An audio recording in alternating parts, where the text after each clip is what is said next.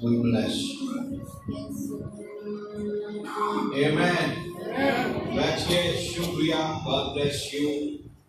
खुदावंद यीशु के नाम में आप सबको सलाम। और अमसाल की किताब 29वां बाब 18वीं आयत, नहम्या की किताब 2रा बाब, और उसमें से हम आज की जो कलाम की तिलावत है इसको करेंगे। और जो हमारी सीरीज के प्रीवियस मैसेजेस हैं पिछले, उनमें हमने इंट्रोडक्शन ऑफ विजन के ताल्लुक से कुछ बातें की थी। देन फिर हमने विजन का जो गेन है, जिसे प्रॉफिट कहते हैं, नफा, उसके बारे में हमने बात की थी। और आज फिर हम विजन का जो गेन है, नफा है, इसके बारे में बात करेंगे। और हम इसको सीखने की कोशिश करेंगे। और हमारी सीरीज का जो टाइटल है वो है Pour into the vision, रोया में उंडेलना। और इससे पहले कि हम मजीद आगे बढ़ें, हम अपने जो रेफरेंसेस हैं, हवाला जात हैं, इनको तिलावत करेंगे। और बड़ी मशहूर आयत है अमसाल 29वां बाब 18वीं आयत, जहां रोया नहीं वहां लोग बेकैद हो जाते हैं, लेकिन शरीयत पर अमल करने वाला मुबारक है। आमीन। नहम्या की किताब 2रा बाब, और उसकी हम आयत नंबर पढ़ेंगे।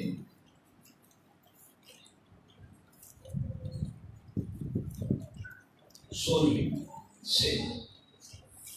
और हाकिमों को मालूम ना हुआ कि मैं कहां गया या मैंने क्या क्या किया। और मैंने उस वक्त तक ना यहूदियों, ना काहिनों, ना अमीरों, ना हाकिमों, ना बाकियों को जो कार गुजार थे कुछ बताया था।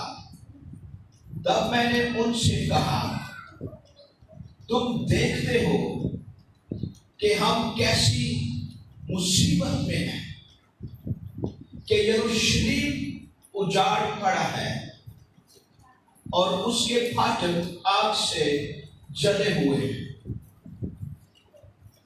आओ हम यरूशलेम की फसील बनाएं, ताकि आगे वो हम जिल्लत का निशान ना रहे। और मैंने उनको बताया कि खुदा की शफकत का हाथ मुझ पर कैसे रहा, और ये कि बादशाह ने मुझसे क्या क्या बातें कही थी। उन्होंने कहा, हम उठकर बनाने लगे।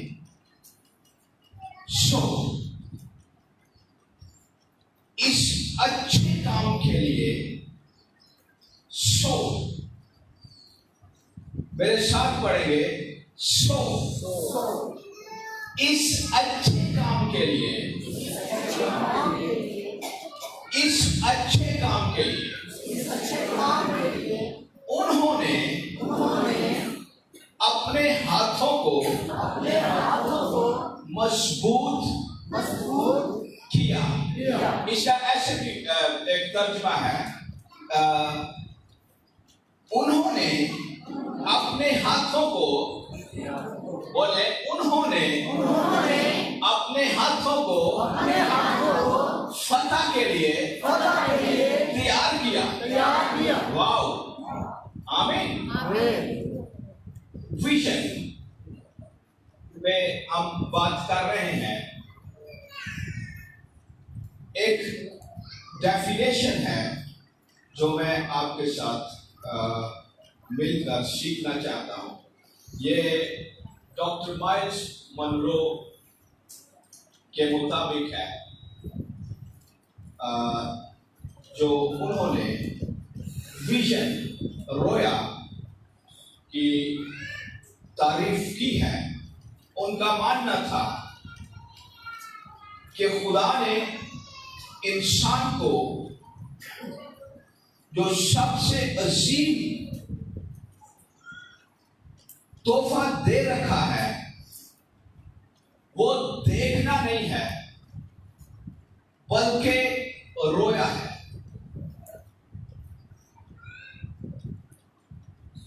वो कहते हैं देखना आंखों का एक काम है, लेकिन रोया दिल की धड़कन है।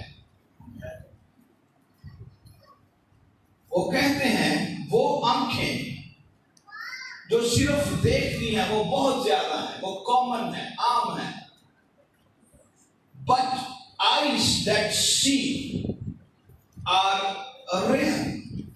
लेकिन वो आंखें जो गौर से देखती हैं वो कम है। उनके कहने का मतलब शायद ये था, इसको मैं एक मिसाल के साथ वाज़े करना चाहता हूं।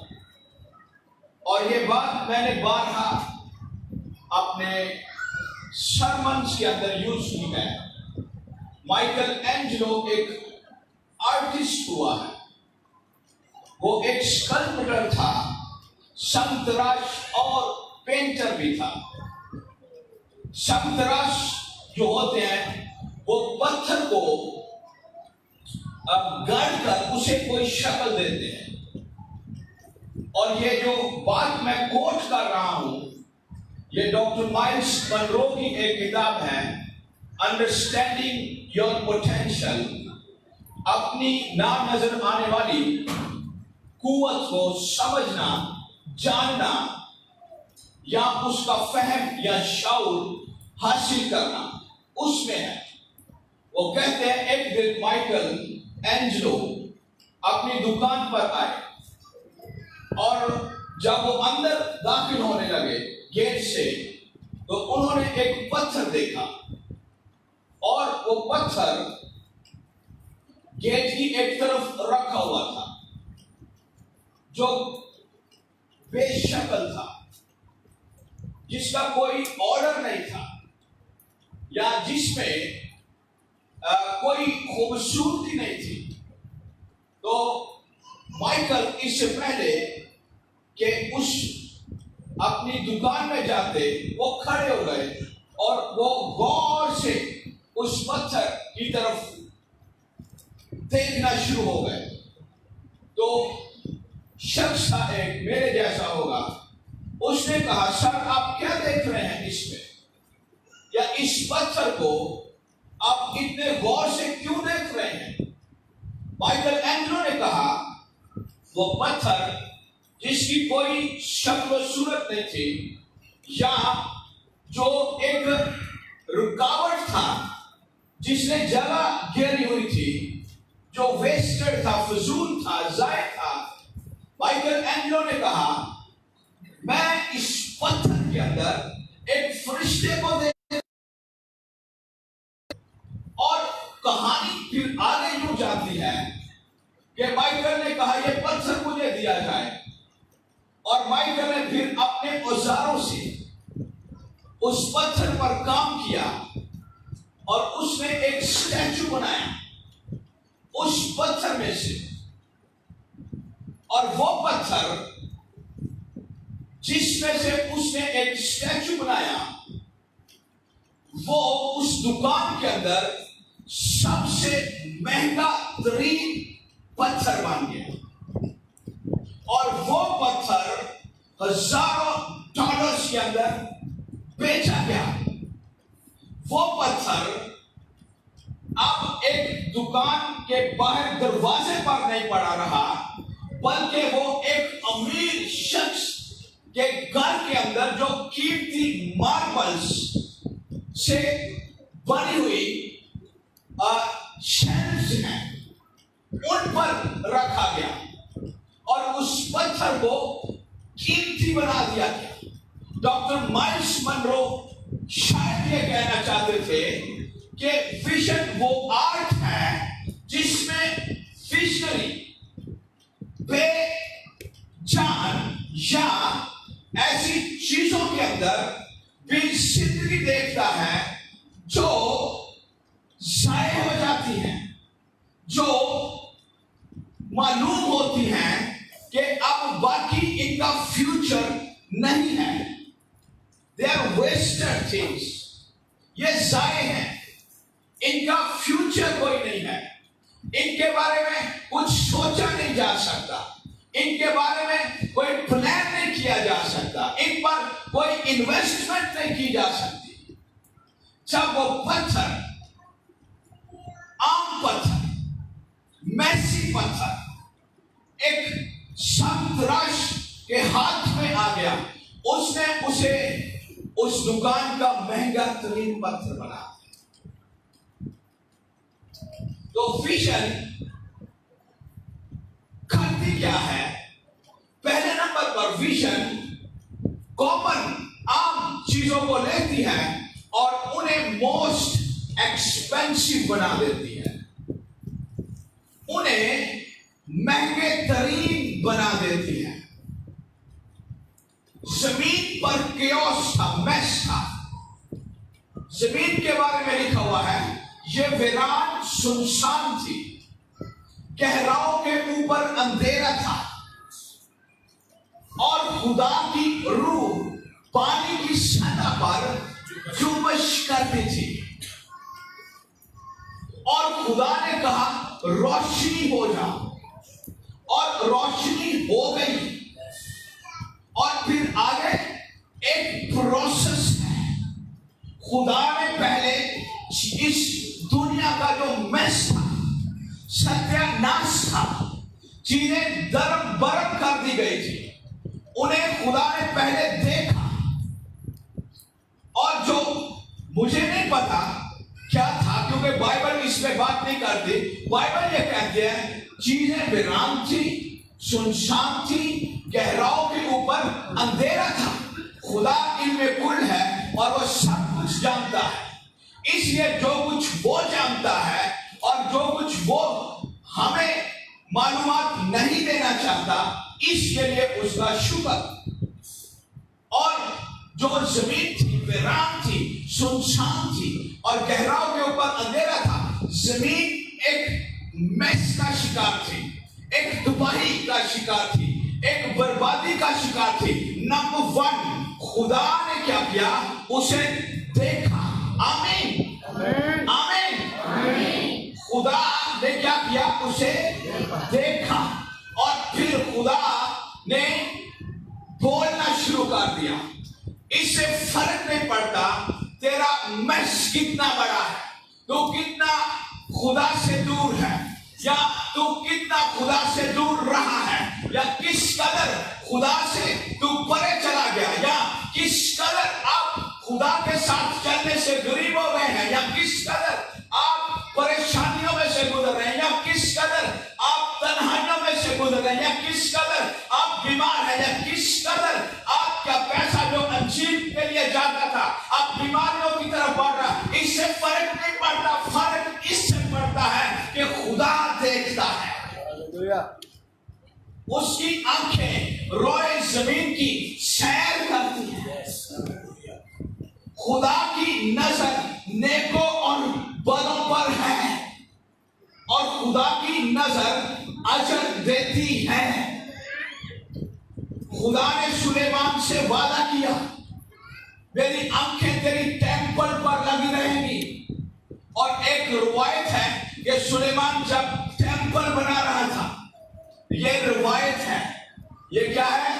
रिवायत है, एक वाक्य है जो तालमूद के अंदर शायद मिलता है। तालमूद ये कहती है जब सुलेमान हैकल बना रहा था तो एक बहुत बड़ा पत्थर बोला है, तो मुमारों ने क्या किया? उस पत्थर को क्या किया? रद्द कर दिया। और जब मुमारों ने उस पत्थर को रद्द किया तो उसे फेंक दिया गया। जब फेंक दिया गया तो वो काफी देर पानी में रहा।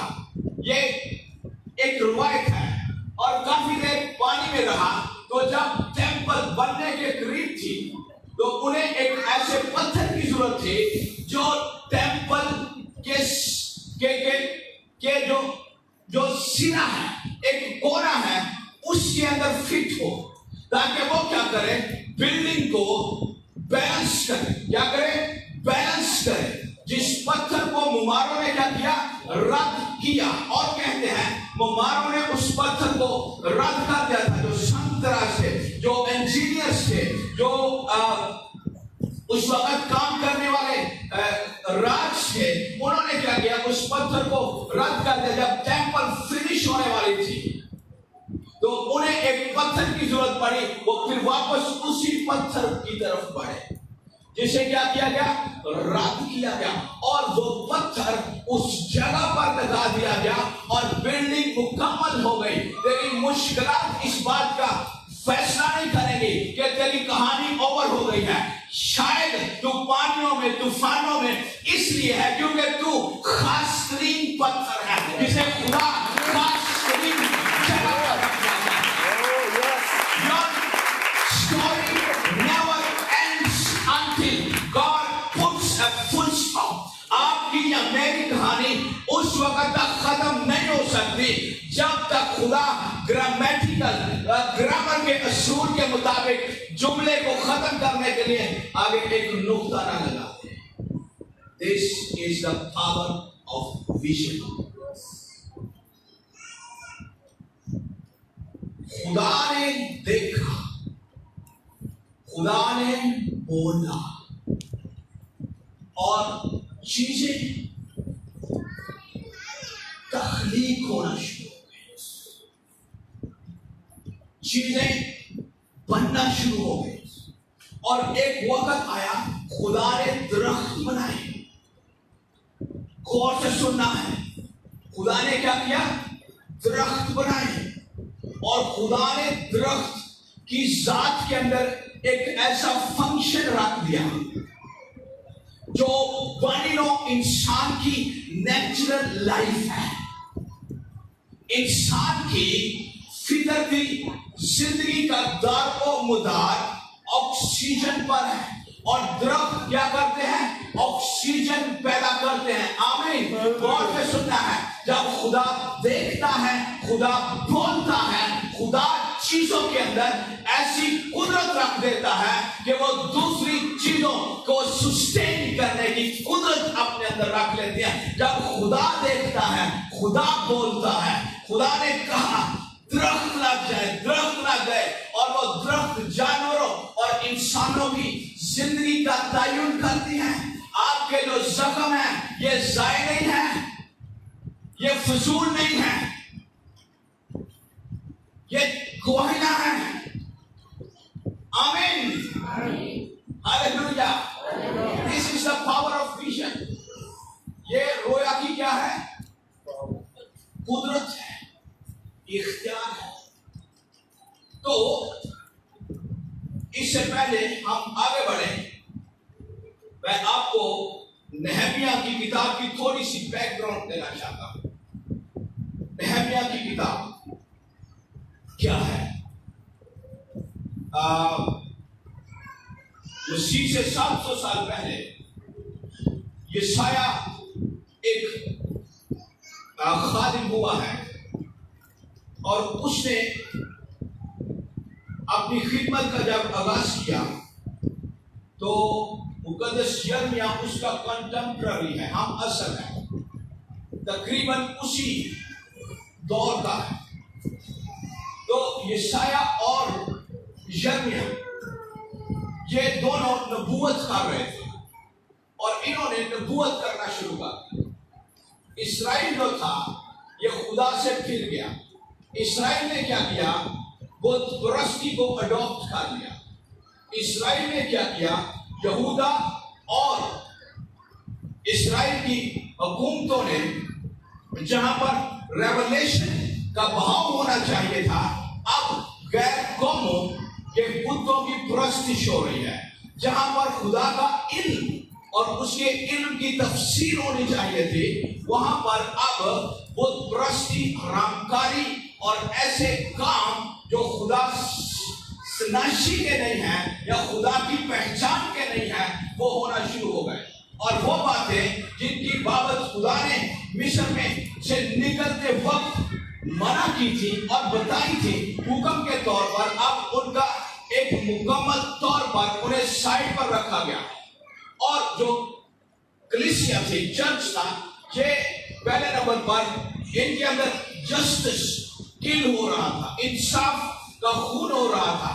याद रखें, अगर आप किसी भी मुल्क से हमें देख रहे हैं, अगर आप पाकिस्तानी हैं और आप किसी भी कौम से हैं, किसी भी फिरके से हैं, कबीले से हैं, याद रखें जब भी इंसाफ का खून होगा वो किसी भी जगह पर हो सकता है। इनफरादी जिंदगी में हो सकता है, इज्तिमाई जिंदगियों में हो सकता है, हमारे माशरे के अंदर हो सकता है, हमारे अदलिया के अंदर हो सकता है, हमारे लॉ के अंदर हो सकता है, हमारे पॉलिटिक्स के अंदर हो सकता है, हमारे जो रूलिंग प्लेसेस हैं उनके अंदर हो सकता है, छुप कर हो सकता है, खुलेआम हो सकता है, तेरी पावर से हो सकता है, तेरे इख्तियार से हो सकता है। याद रख, जब भी जस्टिस का खून होता है, खुदा की गैरत को हम उबारते हैं कि खुदा हमारा मुखालिफ बने। इसलिए याद रख, तू किसी भी जगह पर है, जब इंसाफ की बात आती है, फिर एक जरा भी इधर से उधर नहीं होना चाहिए, क्योंकि जस्टिस जब किल होता है, खुदा की गैरत गुस्से में आ जाती है। ये नौकरी पे हो सकता है, आपके नीचे जो काम कर रहे हैं, आप उनका पैसा शायद खा सकते हैं। ये नाइंसाफी है और जस्टिस किल होता है और खुदा तेरी मत मार देगा। खुदा क्या करेगा? मत मार देगा। क्या करेगा? मत मार देगा। फिर आप या मैं कहेंगे हमें समझ नहीं आ रही क्या हो रहा है। तो जस्टिस किल हो रहा था, इस्राएली इंसाफ का खून कर रहे थे और इस्राएली जो थे ये बुतों के पीछे भाग रहे थे और हर कोई कह रहा था, अपने ही कार्ड से कह रहा था, अपने बनाए हुए पुतले से कह रहा था, तू मेरी मदद कर, तू मेरा खुदा है। और जब इस्राएल से ये निकले, उस वक्त भी इन्होंने एक बछड़ा बना लिया और उसकी क्या करना शुरू कर दी? इबादत करना शुरू कर दी, पूजा करना शुरू कर दी। उसके लिए कुर्बानी आ गई, उसके लिए ओदे लिए पैसा भी आ गया। ओदे लिए पैसा तो छोड़ो, सोना चांदी आ गया, ओदे लिए कीमती जवाहरात आ गए। लेकिन जब गॉस्पेल की बात आती है, अंजील की बात आती है, फिर 10 रुपए का अक्षर फटा नोट हदिये में से निकलता। ये खुदा की गैरत को गुस्सा दिलाती है। जब अंजील की बारी आती है, फिर बड़ी बड़ी बातें निकल आती हैं। बड़ा बड़ा बहाना हम ढूंढ लेते हैं, और बीमारी आ गई है, जो गया, हम बीमार होते रहेंगे, इस बदन में परेशानियां आती रहेंगी, लेकिन तेरा बुलावा यह है कि तू अंजील को अपनी आखिरी सांस तक मदद देता रहे। ये तेरा बुलावा है, ये तेरी कॉलिंग है। तू इससे भाग नहीं सकता और ना तू इसको अपनी जिंदगी से अलग कर सकता। तो क्या हुआ? खुदा ने अशूर की हुकूमत को उठाया और अशूर ने क्या किया? अशूर ने इस्राएल को, जो शुमाली सल्तनत थी, उसे असीर कर लिया। और फिर इसके बाद खुदा ने क्या किया? खुदा ने इसके बाद बाबल को उठाया और बाबल ने क्या किया? बाबल ने जो यहूदा की सल्तनत थी उसे असीर कर लिया और जो बेबीलोनियन कैप्टिविटी थी उसके 3 फेजेस है। पहली कैप्टिविटी 605 बीसी में हुई, जिसमें यहूदा का बादशाह असीर हो गया। इसके बाद जो असीर में गए 557 के अंदर, और इसमें भी यहूदा का फिर बादशाह असीर हुआ और खास लोग इसके साथ गए। और जब तीसरी असीरी हुई 586 में बीसी में, तो इसमें सिदकिया बादशाह भी असीर हुआ और लोग हुए। और इन्होंने क्या किया, बेबीलोनियन अंपायर ने क्या किया, टेंपल को जो यरूशलेम के अंदर थे उसे जला दिया। उसे क्या किया, जला दिया। अब आप कहेंगे पत्थर की बिल्डिंग कैसे जल सकती है, इसको कैसे आग लग सकती है। एंशिएंट वर्ल्ड के अंदर आप उस जमाने के अंदर रहकर सोचे, मौजूदा जमाने में नहीं, पिछले वक्तों में जाए, जब बिल्डिंगें बनती थी तो पत्थरों के अंदर लकड़ी भी लगाई जाती थी। जैसे हमारा इसमें सीमेंट होता है, उनके अंदर जब रद्दे बनाए जाते थे तो लकड़ी भी रखी जाती थी, और बैलेंस करने के लिए, उसको इक्वल रखने के लिए। तो जब उन्होंने टेंपल को डिस्ट्रॉय किया तो आग लगा दी, और जो लकड़ियां थी वो जल गई और सारे पत्थर गिर गए। क्या हुए, गिर गए। और जब और अब आगे आते हैं। इन शॉर्ट हुआ ये, इनके असीरी में जाने के असबाब क्या बने, वजूहात क्या बनी।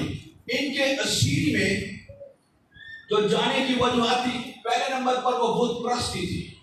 वो क्या थी, बुत प्रस्ती। रेवलेशन को बुतों से रिप्लेस कर दिया। दूसरी बात इनकी असीरी के अंदर जाने की, कि इन्होंने अपनी जमीनों को आराम करने ना दिया। खुदा ने हुक्म दिया था कि जब तुम वादा की जमीन के अंदर जाओगे तो 6 साल तक तुमने खेत बोना है, और 7वां जो साल है वो ये साल है कि जो जमीन है ये मेरी है, और ये भी शबत बनाएगी। मैं भी शबत मनाता हूं, इस्राएल भी शबत मनाते हैं, और जो जमीन है जिसमें हल जोता जाता है ये भी क्या करेगी, शबत मनाएगी, आराम करेगी, रेस्ट करेगी। और जब तू ऐसा करेगा, मैं क्या करूंगा, मैं 6वें साल 7वें साल की फसल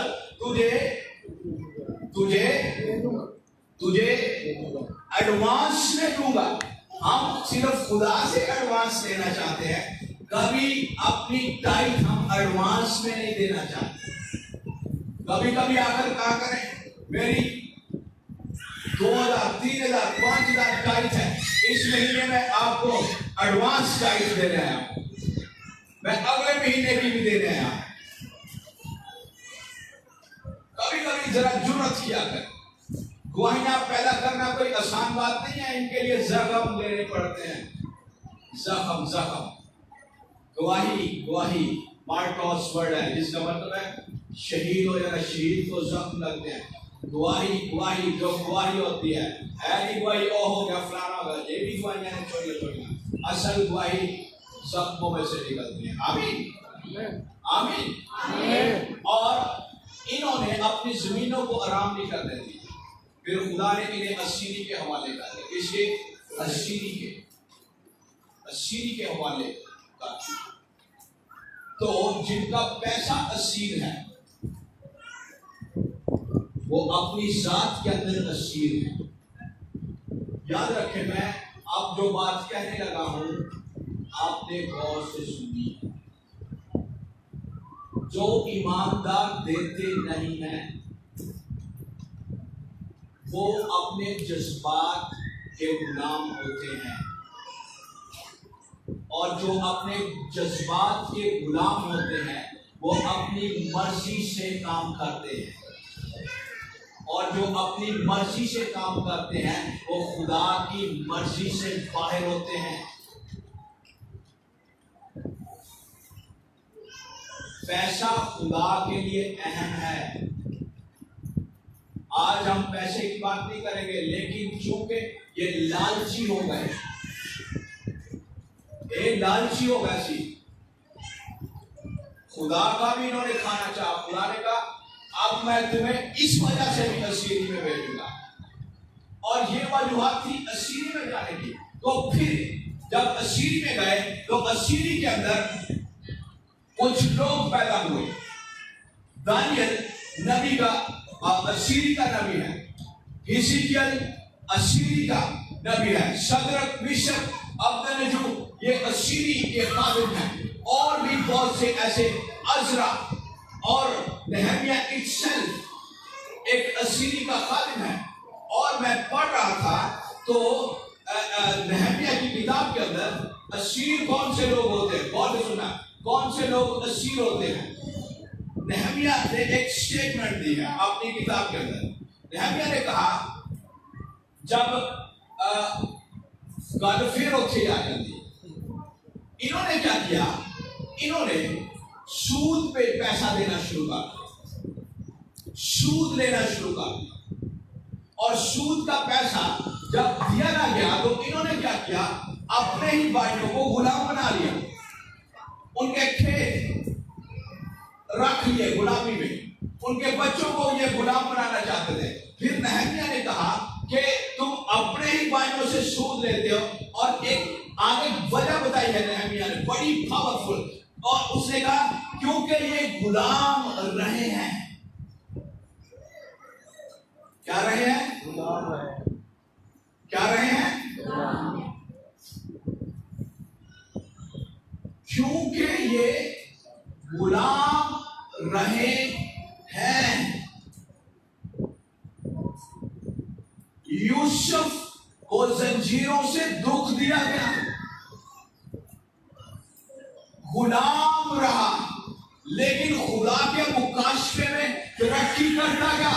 इस्राएली मिशन में गुलाम हुए, इनके माइंडसेट खुदा से दूर हो गए, ये बेबीलोनियन कैप्टिविटी के अंदर गए, इन्होंने गुलामों की तरह सोचना शुरू कर दिया। लेकिन here comes the good news, खुशी की खबर यह है कि असीरी के अंदर, गुलामी के अंदर खुदा ने एक शख्स को पैदा किया जो असीरी के अंदर पैदा हुआ, और उसका नाम क्या है? नहम्याह। उसका क्या नाम है? नहम्याह है उसका नाम। नहम्याह बादशाहों की तरह सोच रहा था, असीरी के अंदर भी, वो असीरी के अंदर भी खादिमों की तरह सोच रहा था, वो असीरी के अंदर भी शहजादों की तरह सोच रखता था, वो असीरी के अंदर भी अपने खुदा का वफादार था, वो असीरी के अंदर भी अपने खुदा से लिपटा रहा, वो असीरी के अंदर भी अपने खुदा की तरफ देखता रहा। तो फिर उसके पास खबर आई, यरूशलेम उजाड़ पड़ा है, फसीलें टूटी हैं। दो बातें हैं, फसीले और गेट, ये किसी पुराने वक्तों के अंदर ये किसी भी मुल्क की शान होती थी, उनकी बुजुर्गी समझी जाती थी, उनका बड़ापन समझा जाता था, उनकी शौकत समझा जाता था, उनका दफा समझा जाता था, उन्हें उन वॉल्स के अंदर उन्हें महफूज समझा जाता था। यरू की मिसाल दे सकते हैं, उसके फाटक भी बंद थे और उसकी दीवारें भी बहुत बड़ी थी, और यरू के लोग मजबूत थे और मजबूती से उनके दरवाजे बंद थे। एंशिएंट जमाने के अंदर इंसाफ फाटकों पर होता था, और जो मेहमान नवाजी होती थी वो भी फाटकों से शुरू होती थी, और कारोबार भी फाटकों से शुरू होता था, और बड़ी तिजारत जो गैर कौमों के साथ, मुल्कों के साथ की जाती थी, वो भी कहां से शुरू होती थी? फाटकों से। और जब मैसेज आया, फाटक चले हुए हैं, नहम्याह को खुदा ने उठाया। यशायाह ने एक नबूवत दी, यशायाह ने कहा 60वें बाब की 18वीं आयत, एक वक्त आएगा इस्राएल में ना जुल्म होगा, ना खराबी होगी, ना चीजें टूटी फूटी होंगी, बल्कि तुम अपनी दीवारों का नाम निजात रखना और अपने फाटकों का नाम हम रखना। क्या रखना? हम रखना। पहली बात, जब विजनरी खादम निकलते हैं, पैदा होते हैं, तो जब हम उनकी पैरवी करते हैं, हम उनके साथ विजन में उंडेलते हैं, खुदा हमारी असीरियों को दूर करता है।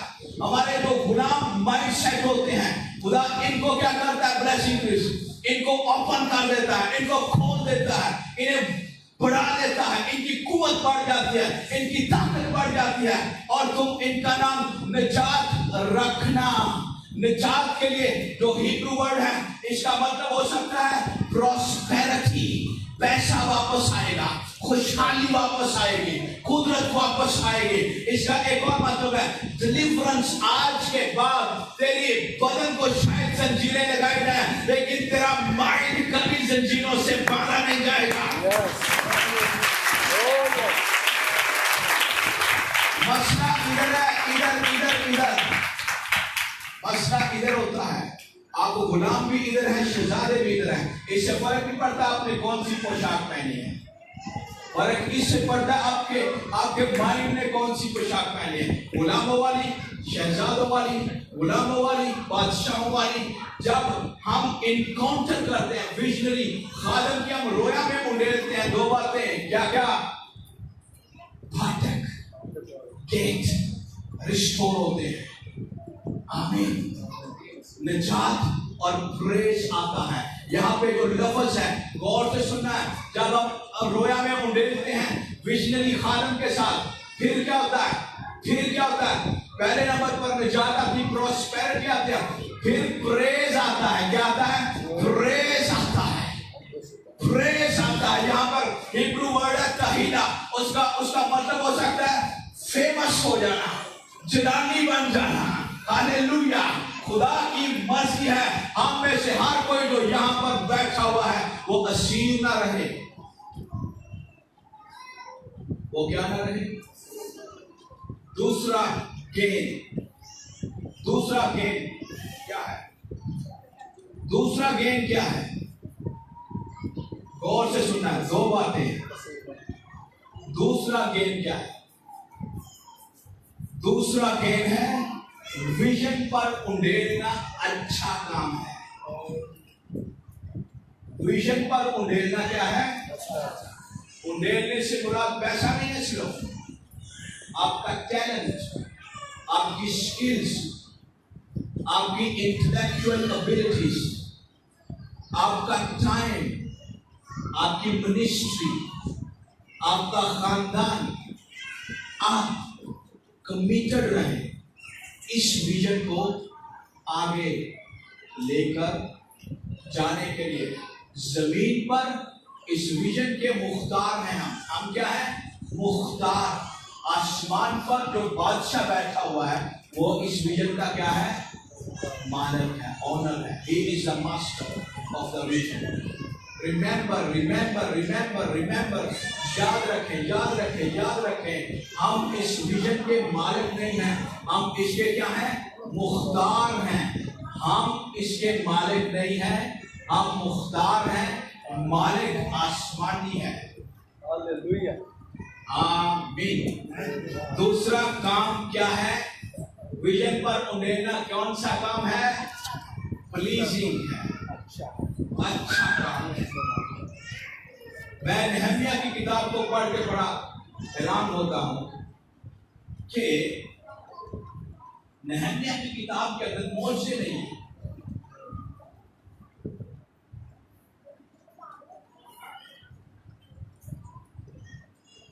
खुदा ने मूसा को लिया, समंदर दो हिस्से काट दिया।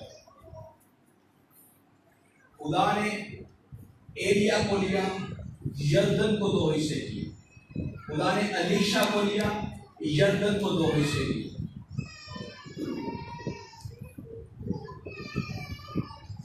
खुदा ने यहोशुआ को लिया, दूसरी कौमों को शिकस्त हुई। खुदा ने जिदाउन को लिया, मिद्यानियों को उसने मारा। खुदा ने शमसून को लिया, उसने फिलिस्तियों को मारा। लेकिन जब मैं इस किताब को पढ़ रहा था, इसके अंदर मौजे ही नहीं है। इस किताब के अंदर मौजे का जिक्र ही कोई नहीं। इसके अंदर किरदार का जिक्र है।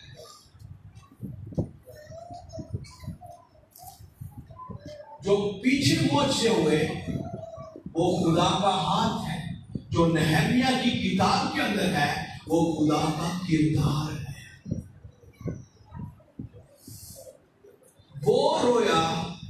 खुदा के किरदार से चलती है, कभी खत्म नहीं होती। नहमिया की किताब को पढ़कर मुझे बड़ा हैरानगी हुई। मैंने कहा इसमें कोई मौजूद नहीं, इसमें खुदा का किरदार दुश्मनों को शिकस्त देता हुआ मिला। और 52 दिनों के अंदर इन्होंने वो काम कर दिया जो हो ही नहीं सकता था।